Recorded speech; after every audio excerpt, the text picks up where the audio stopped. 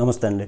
నిజం 4 అడుగులు వేస్తే అబద్ధం ఊరంతా చుట్టేస్తుంది అన్నట్లుగా మంగ్లీ మొన్న కేంద్ర మంత్రి రామ్మోహన్ నాయుడు గారితో కలిసి తిరుమల శ్రీవారి దర్శనార్థం వెళ్తే ఈ మాత్రం దానికే దారుణాతి దారుణంగా ఇటువైపు రామ్మోహన్ నాయుడు గారిని ట్రోల్ చేశారు, మంగ్లీని ట్రోల్ చేశారు. చంద్రబాబు గారి గురించి ఒక పాట పాడమంటే నా నోటి నుంచి ఆయన మాట రాదు, నేను పాడను అని ఆమె అనేసింది, తెగేసేసింది, అంతటి దుర్మార్గంగా మాట్లాడింది.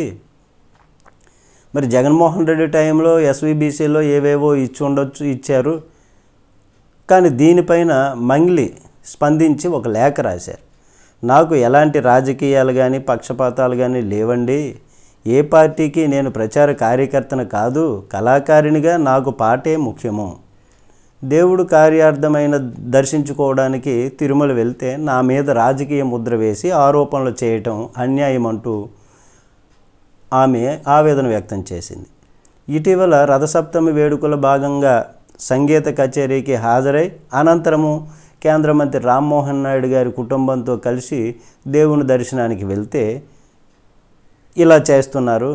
వైకాపా నాయకులకి పాటలు పాడింది, ఆ పార్టీ కోసం ప్రచారం చేసింది. అట్లాంటి మంగ్లీకి కేంద్ర మంత్రి అంతటి ప్రాధాన్యత ఇవ్వటం ఏంటి అంటూ సామాజిక మాధ్యమాల్లో తెలుగుదేశం పార్టీ వర్గాలు అసంతృప్తి వ్యక్తం చేస్తున్నాయి. మరి దీంతో మంగ్లీ బహిరంగంగా ఒక లేఖ రాశారు, విడుదల చేసింది.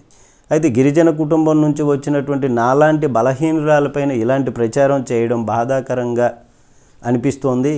నా పాటకు రాజకీయ రంగు పులమొద్దు, ఏ పార్టీతో నాకు సంబంధం లేదు. 2019 ఎన్నికలకు ముందు వైకాపా నాయకులు సంప్రదిస్తే పాట పాడాను. స్థానిక నేతలు వ్యక్తిగతంగా తెలియడంతో 2 నియోజకవర్గాల్లో పాల్గొనాల్సి వచ్చింది. అప్పటికే నా మీద రాజకీయ ముద్ర పడటంతో నా పాట ఇతర పార్టీలకు దూరం అయిపోయింది. అందుకే 2024 ఎన్నికలకు ముందు అన్ని పార్టీలకు ప్రచార పాటలు పాడాలని నిర్ణయిస్తే కొన్ని పార్టీలు దాన్ని తిరస్కరించాయి. 2019 ఎన్నికలకు ముందు తెలుగుదేశం పార్టీ నాయకులు ఎవరూ కూడా నన్ను సంప్రదించలేదు. చంద్రబాబు కోసం ఒక పాట పాడమని ఎవరు కూడా నాకు సంప్రదించి చెప్పలేదు. మరి అట్లాంటిది చంద్రబాబు కోసం నేను పాడను అని చెప్పినట్లు అబద్ధపు ప్రచారం చేస్తున్నారంటూ లేఖలో తెలియజేశారు ఆమె. నమస్తే.